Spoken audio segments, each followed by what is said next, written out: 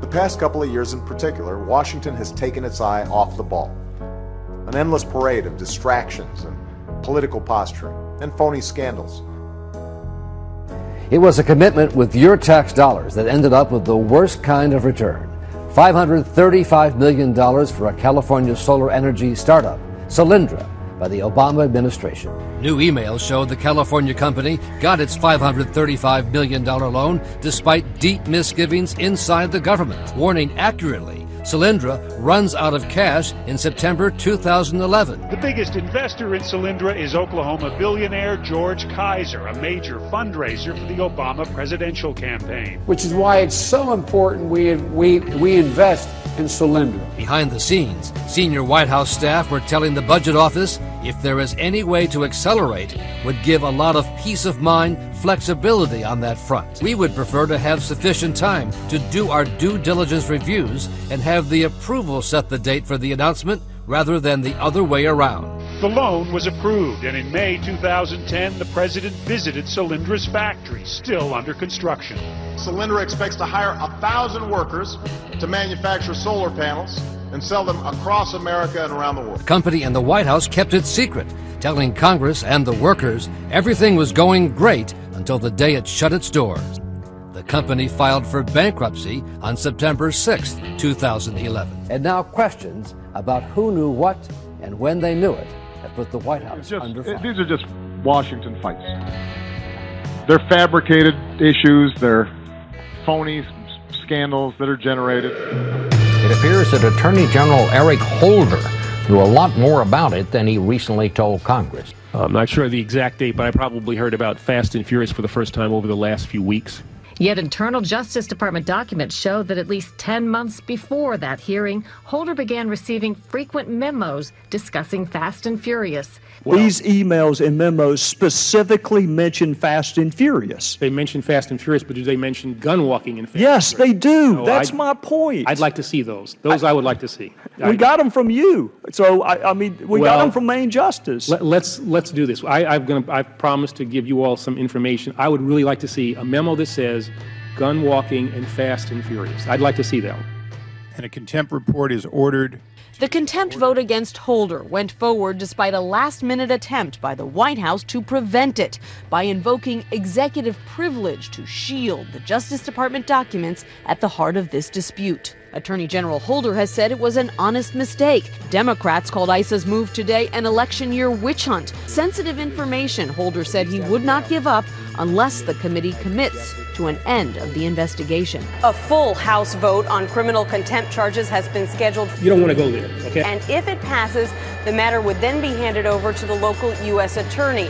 He's unlikely to move to prosecute his own boss, Eric Holder, so that's likely about as far as this will go.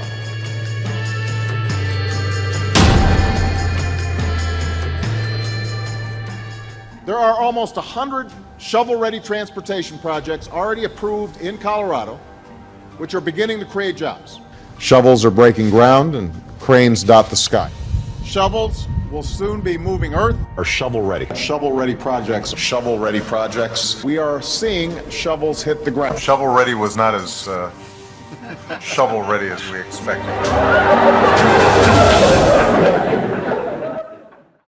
With this endless parade of distractions and political posturing and phony scandals. The phony scandals, pretend scandals, some phony scandals, fake scandals. And I'm here to say this needs to stop. The murder of 4 Americans, including the U.S. ambassador, in Benghazi, Libya on Tuesday, and the wave of anti-American protests and violence now sweeping the globe. For more on what happened and why, let's bring in the U.S. ambassador to the United Nations, Dr. Susan Rice. There was a hateful video. Spontaneous protest, spontaneous, not a premeditated, began outside of our consulate in Benghazi in reaction to this very offensive video. It had nothing to do with the United States government or U.S. policy. It's approximately a reaction to this video.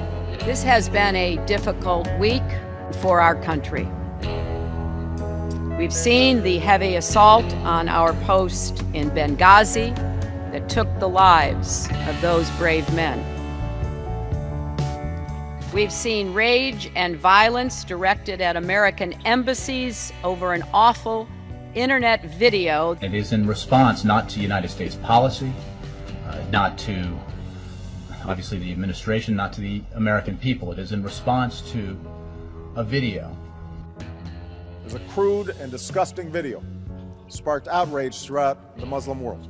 People have accused Ambassador Rice and the administration of, misleading Americans. Nothing could be further from the truth. The reason I said make it open, tell the world, is because I believe in transparency. I believe in taking responsibility. The fact is, we had 4 dead Americans. Was it because of a protest, or was it because of guys out for a walk one night who decided they'd go kill some Americans? What difference at this point does it make? The IC has a process, I understand, going with the other committees to explain how these talking points came out. But you add a line about the administration warning of September 10th of social media reports calling for demonstrations. True? I believe so. Did you also change attacks to demonstrations in the talking points? Maybe. I don't really remember. You don't remember? Dude, this was like 2 years ago. We're still talking about the most mundane process.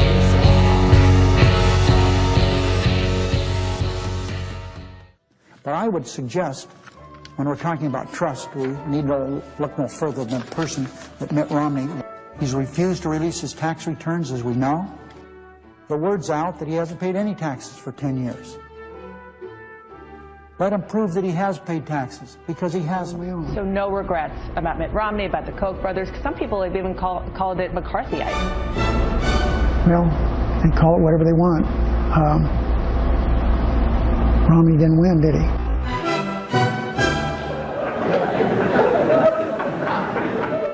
Two months ago, when you were asked what's the biggest geopolitical threat facing America, you said Russia. Not Al-Qaeda, you said Russia. In the 1980s are now calling to ask for their foreign policy back. The Cold War's been over for 20 years. The U.S. has just said that it is, quote, gravely disturbed about reports of Russian troops entering a part of Ukraine called Crimea. And indeed, the United States will stand with the international community in affirming that there will be costs for any military intervention in Ukraine. Russian flags are flying over bases in the region. Good evening, ladies and gentlemen. This is Nikki Golden from Clockwork Broadcasting, live from the White House in Washington, D.C. Tonight we are going to... We've continued to be deeply concerned by events in Ukraine. Russia's decision to send troops into Crimea has rightly drawn global condemnation. We are imposing sanctions on specific individuals. There will be further consequences, and we will ramp up further sanctions.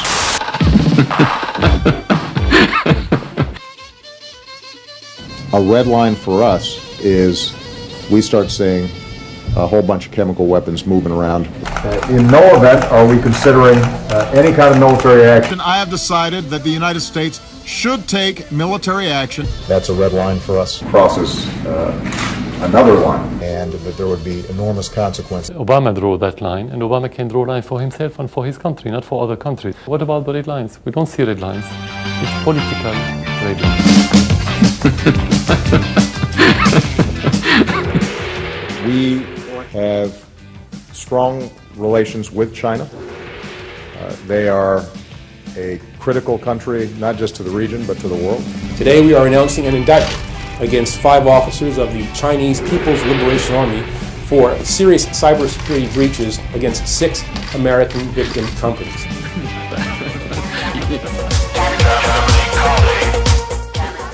Unacceptable. That's how German Chancellor Angela Merkel described the alleged bugging of her mobile phone by the U.S. We need to have trust in our allies and partners, and this trust must now be established once again.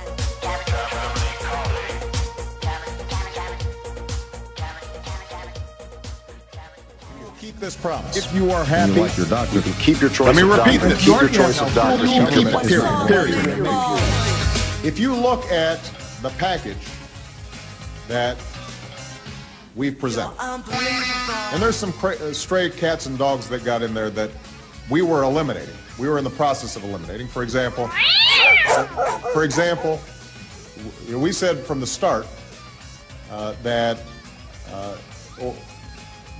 it was going to be important for us to be consistent in saying to people, if you can have if you want to keep the health insurance you got, you can keep it. That you're not going to have anybody getting in between you and your doctor in your decision making. And I think that some of the provisions that got snuck in might have violated that pledge. And so we're in the process of scrubbing this and making sure that it's tight. But despite what some folks may say, we stuck to the promise. If you like your health care plan, you could pretty much keep it. Your employer, it's estimated, would see premiums fall by as much as 3,000%, which means they could give you a raise. By the way, the health care bill is a jobs bill. It will create 4 million new jobs, several 100,000 immediately upon enactment. That bill was dead on several occasions. It was revived in my office. We did a lot of work. And was the bill perfect? Not even close. What does success look like? Well, I think success looks like at least 7 million people having signed up by the end of March 2014. More than 1 million people visited healthcare.gov before 7 in the morning. So far, the national website, healthcare.gov, has been visited nearly 20 million times. We now have 4 million Americans who have signed up for quality private health insurance through the marketplace exchanges. 4 million people have already signed up because of you. That's 1 million to 2 million short of the 7 million mark that the administration set.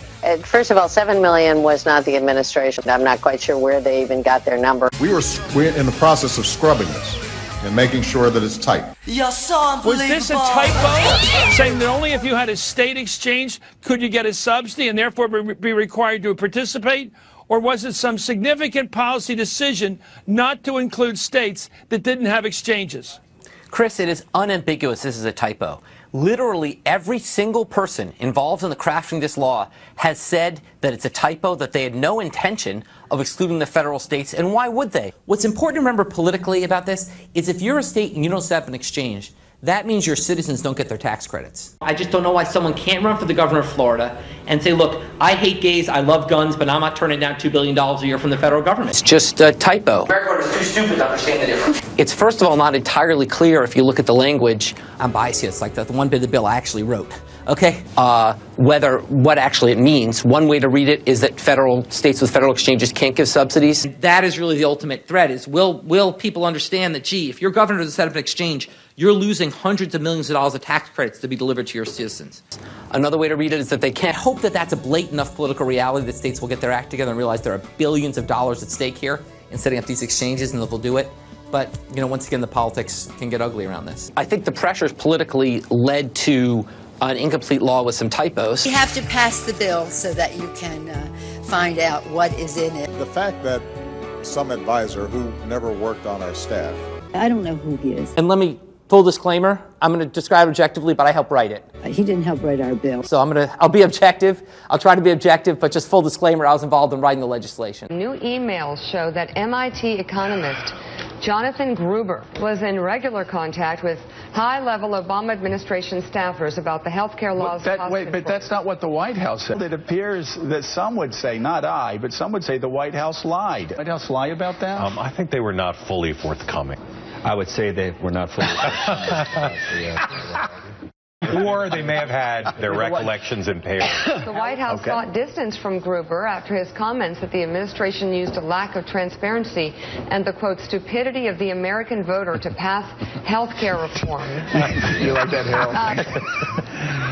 The White House... Gruber was Uber. This is the most transparent administration in history. America is too stupid to understand the difference. I take the Constitution very seriously. The notion that I can just suspend deportations through executive order, that's just not the case. Some people want me to bypass Congress and change the laws on my own. If, in fact, I could solve all these problems without passing laws in Congress, then I would do so. Tomorrow night, I'm going to be announcing here from the White House some steps that I can take to start fixing our broken immigration system. For me to simply, through executive order, ignore those congressional mandates would not conform with my appropriate role as president. It continues to be my belief that if I can't see congressional action that I need to do at least what I can in order to make the system work better. I swore an oath to uphold laws on the books. Laws on the books. The laws on the books. President Obama has pledged to issue new executive orders on immigration. Obama is reportedly granting legal status to more than 11 million undocumented immigrants. I'm going to continue to reach out to House Republicans in the hope that they deliver a more permanent solution with a comprehensive bill. Maybe it will be after the midterms, when they're less worried about politics. The president is putting off issuing immigration reform orders until after the November midterm elections because immigration is a controversial political issue. And I indicated to Speaker Boehner several months ago that if, in fact, Congress failed to act, I would use all the lawful authority that I possess to try to make the system work better. They failed to do so. This notion that somehow I can just change the laws unilaterally is just not true. The only thing I can't do is stand by and do nothing while waiting for them to get their act together. That's not how our system works. I'm going to do what I can do through executive action. There are enough laws on the books by Congress that are very clear in terms of how we have to enforce our immigration system. And I would advise that if, in fact, they want to take a different approach, rather than devote a lot of time trying to constrain my lawful actions, that they spend some time passing a bill. I am not a dictator. I'm the president. This morning, I called Bob and Bowe Bergdahl and told them that after nearly 5 years in captivity, their son Bowe is coming home. As part of this effort, the United States is transferring 5 detainees from the prison in Guantanamo Bay to Qatar. The Qatari government has given us assurances that it will put in place measures to protect our national security. President Obama says he traded for Sergeant Bowe Bergdahl because America's sacred duty to leave no soldier behind is unconditional, even if he walked away from his unit in Afghanistan before his capture. Whatever those circumstances may turn out to be, we still get an American soldier back if he's held in captivity. Period. Full stop. We don't condition that. Sergeant Bergdahl wasn't simply a hostage. He was an American prisoner of war, captured on the battlefield. He served the United States with honor and distinction. This is a joyous day. A good day. And always let your conscience be your guide. I feel like he deserted us. He deserted not only the Army, but he also left myself and my platoon and my company to clean up his mess. I do believe that he needs to be questioned and basically tried if necessary. Does the State Department consider Sergeant Bergdahl to be a deserter?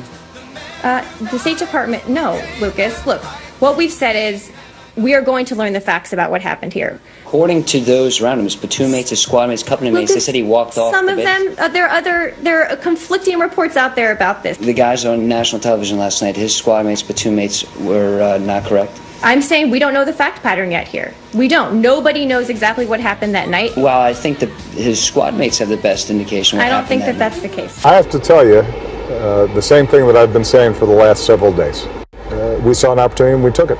And I make no apologies for it. It was a unanimous decision among my principals in my government. Here's one thing I've learned as Commander-in-Chief. You've got to be clear, both to our allies and our enemies, about where you stand and what you mean.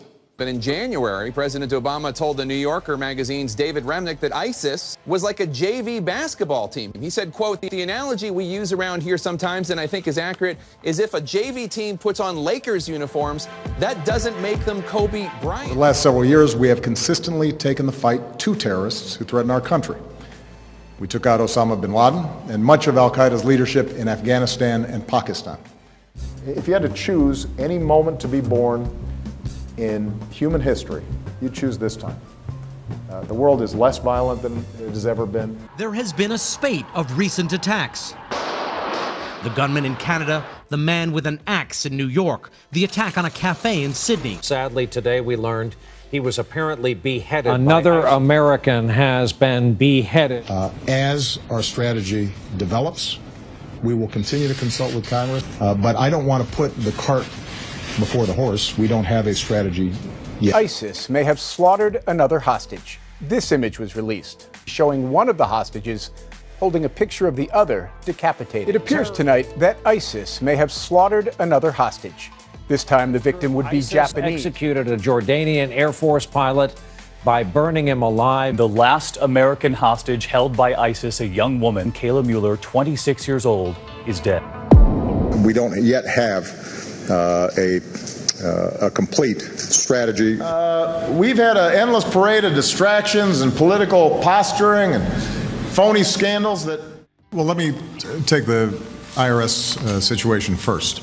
I first learned about it from the same news reports that I think most people learned about this.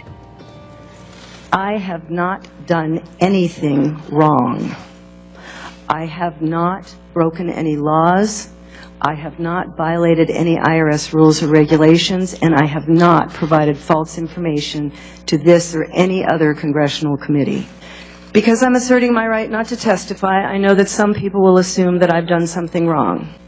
One of the basic functions of the Fifth Amendment is to protect innocent individuals, and that is the protection I'm invoking today. Thank you. We have enough evidence of her wrongdoing that we want to review every email that she has sent or received. That's reasonable to do when you have someone who takes the fifth. If, in fact,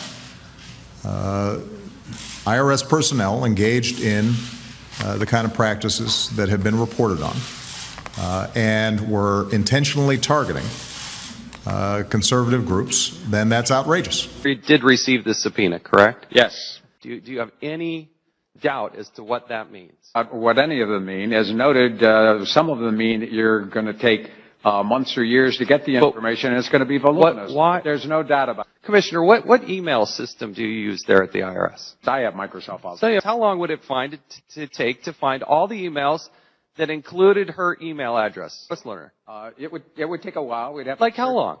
Well, there are millions of emails. Minutes? A million minutes. I don't know, but I don't think it's minutes. The IRS has turned over some, but on Friday, in a letter to Congress, the IRS said it had determined that Ms. Lerner's computer crashed in 2011 and that any of Ms. Lerner's email that was only stored on that computer's hard drive would have been lost. Unfortunately, after receiving assistance from several highly skilled technicians, including HP experts, he still cannot recover the data. Do you believe in the Easter Bunny? Do you believe in Santa Claus? Do you believe that Lois Lerner's emails just suddenly went poof? The idea that we can recover the last 17 or 18 seconds from Challenger exploding above our atmosphere, falling to the sea, and being left under the sea for a year, that we could recover the voice from that, makes people wonder why not one piece of data could be recovered. After it was determined that it was dysfunctional and that with experts no emails could be retrieved, was recycled and destroyed in the normal process. This was... The IG is conducting its investigation, and I am not going to comment on their specific findings prematurely.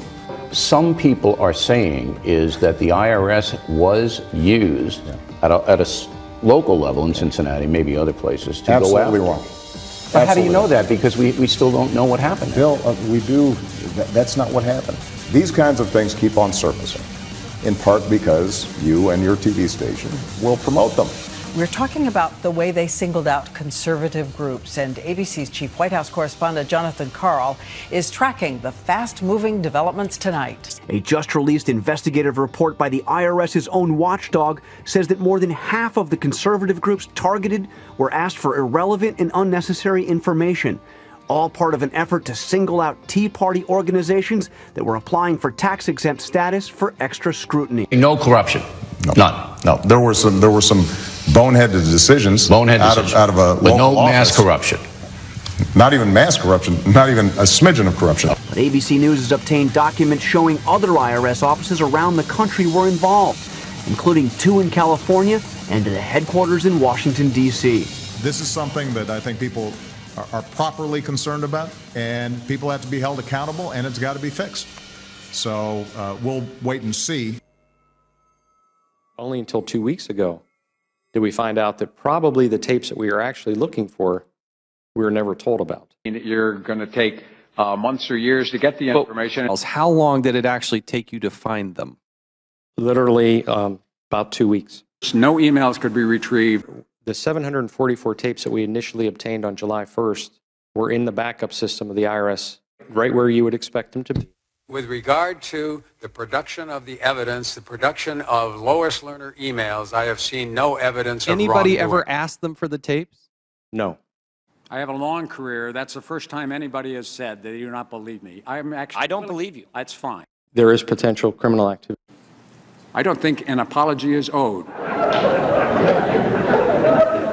have been questions about my emails. When I got to work as Secretary of State, I opted for convenience to use my personal email account. Going through the emails, there were over 60,000 in total. About half were personal. I am very confident of the process that we conducted. I have absolute confidence that everything that could be in any way connected to work is now in the possession of the State Department. I did not email any classified material to anyone on my email. There is no classified materials. The server contains personal communications from my husband and me. Only time I got on the internet, I did 2 emails. Otherwise, I found people said embarrassing things on emails. I didn't want to be one of them. And the server will remain private.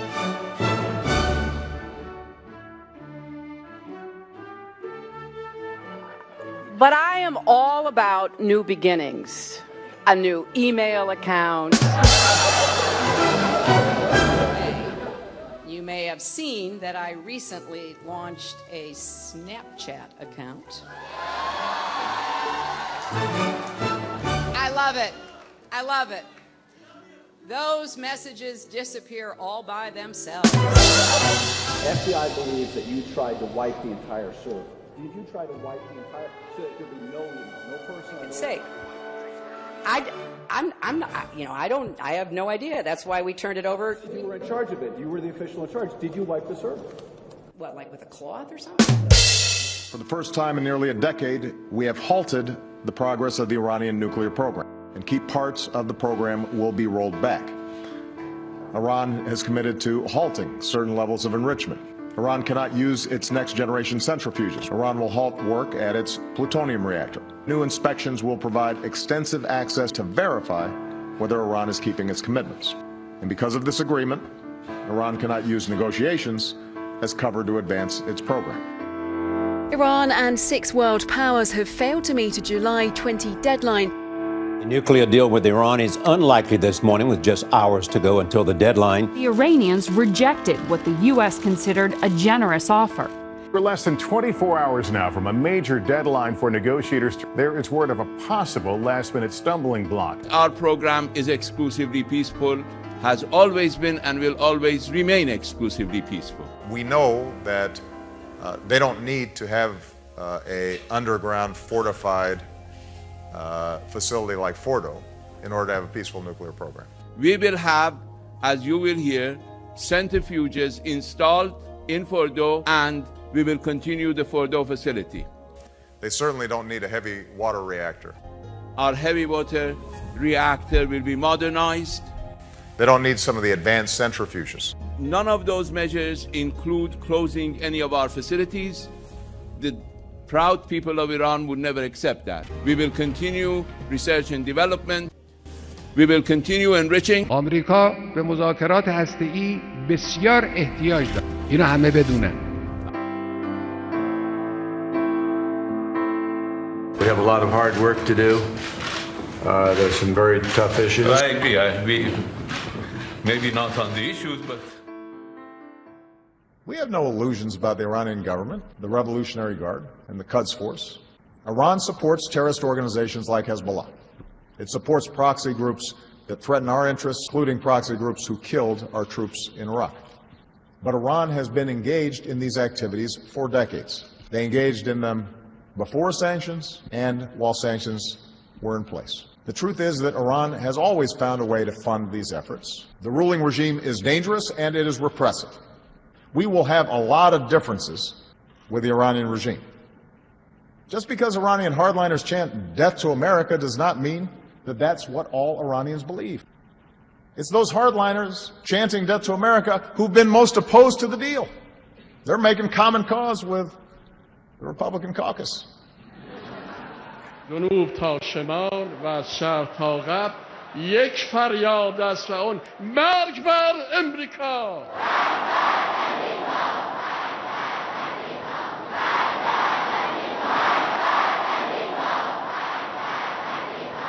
I've had to make a lot of tough calls as president.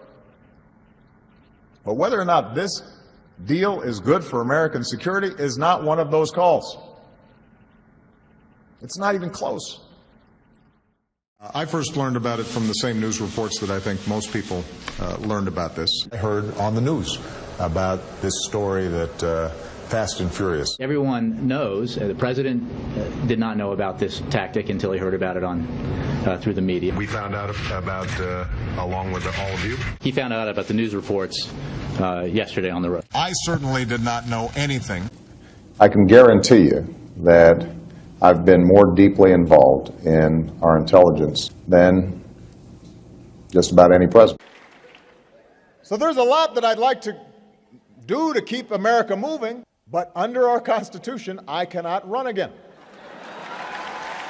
I can't run again. I actually think I'm a pretty good president. I think if I ran, I could win. But I can't.